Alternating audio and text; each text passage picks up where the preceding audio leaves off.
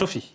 Oui, moi, c'est vrai que l'histoire de la famille, justement, Ionesco, pour moi, c'est un petit peu ce mythe antique, comme ça, de cette famille maudite des Atrides. Alors, version matriarcat, et puis à la sauce Europe centrale. C'est-à-dire qu'il y a vraiment tout de la tragédie grecque. On a l'inceste, on a l'abandon, la trahison, les procès aussi sur la place publique, etc. Mais tout ça, version hongroise. Et pour moi, c'est en ça que c'est intéressant. C'est ce côté un peu lignée maudite, le côté saga. Et puis, je trouve que...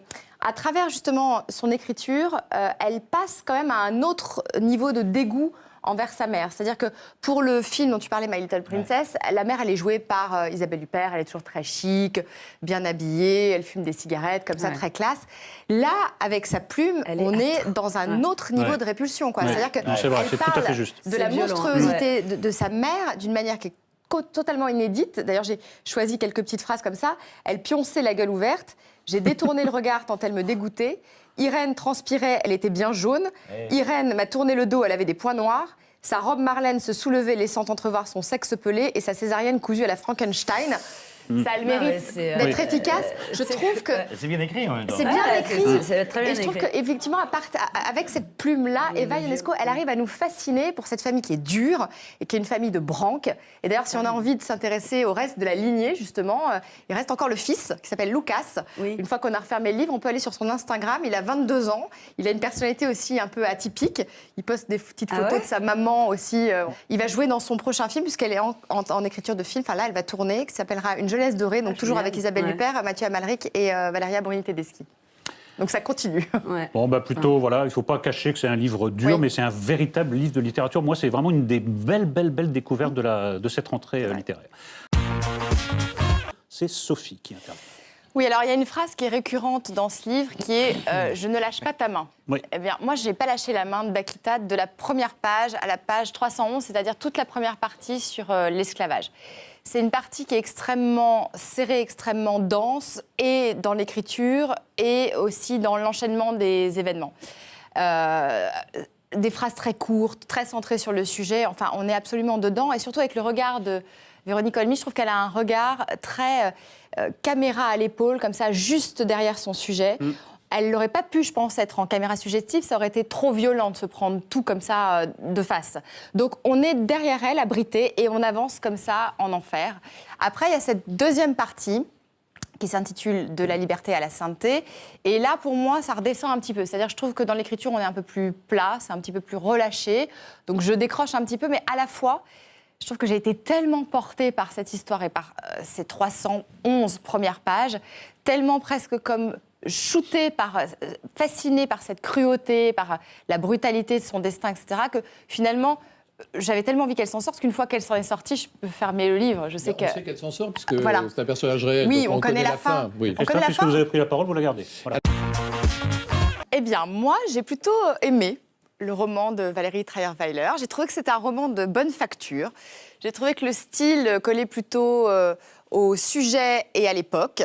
Alors, bon, j'ai pas été emballée non, ça par... se sent, hein, non, ça se sent. Bon, j'ai pas été emballée par cette histoire adultère entre Adèle et Klimt, mais malgré tout, quand même, j'y suis allée. Parce que je trouve que Valérie Trierweiler, elle a cette espèce de justesse pour décrire on va dire la naissance du désir, la tension érotique. Je trouve qu'elle n'est pas mauvaise aussi pour dépeindre comme ça cette espèce de montée de la frustration aussi. Parce que la pauvre Adèle, elle est quand même amoureuse de Klimt à la page 1. Et le premier baiser, la Valérie Trierweiler, elle lui colle à la page 118. Donc là, Adèle, elle n'en peut plus. Ça monte, c'est long. Donc ça fonctionne plutôt bien, cette montée comme ça, érotique, cette tension. Après, moi, j'ai un peu regretté, finalement, qu'elle survole comme ça le contexte historique et politique de cette époque-là. On est quand même dans le déclin de la vieille Europe, on est en pleine décadence. Il y a des sujets qui sont des enjeux aussi pour son personnage.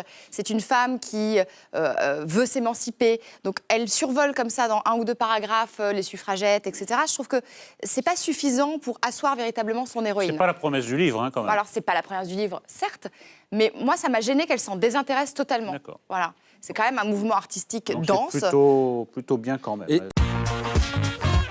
Sophie, vous avez la parole. Moi, j'ai pas envie de dire que c'est un mauvais film, numéro 1. Numéro 1. Ça s'appelle de la prétérition, non? Je trouve que le sujet est intéressant. C'est-à-dire que la misogynie, voilà, banalisée, évidemment affligeante dans le monde du travail, c'est important d'en parler au cinéma.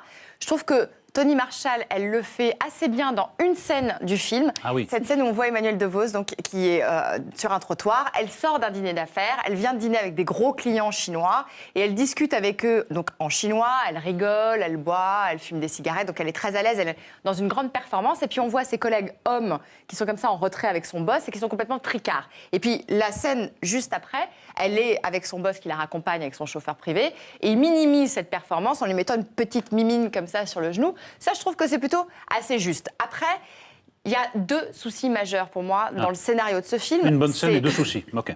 Oui, c'est d'une part la ligne de désir du personnage. C'est-à-dire qu'à aucun moment, on ne pense qu'Emmanuel DeVos désire le job. Et quand le désir n'est pas suffisamment fort pour un personnage, nous, spectateurs, on ne peut pas vouloir pour lui ce qu'il ne veut pas pour lui-même. D'accord, recevable, oui, on en effet. décroche.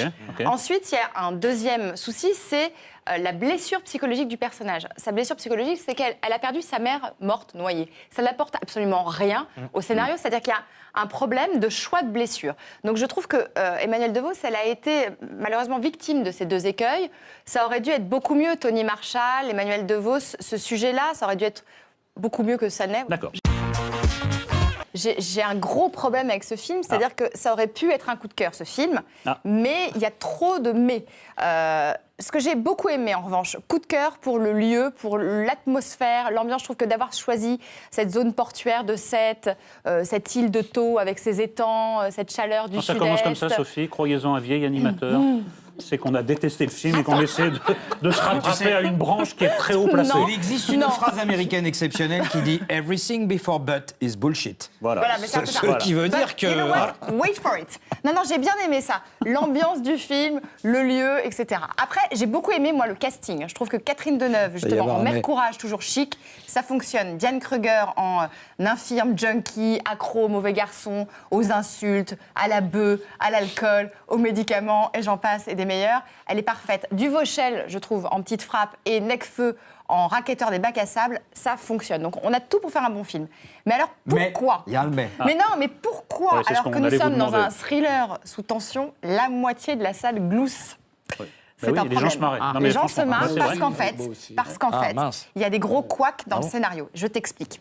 Gros couac dans le scénario, gros couac dans le montage. Premier couac, c'est que Catherine Deneuve, pendant tout le film, elle se fait insulter, racketter, traiter comme une sous-crotte.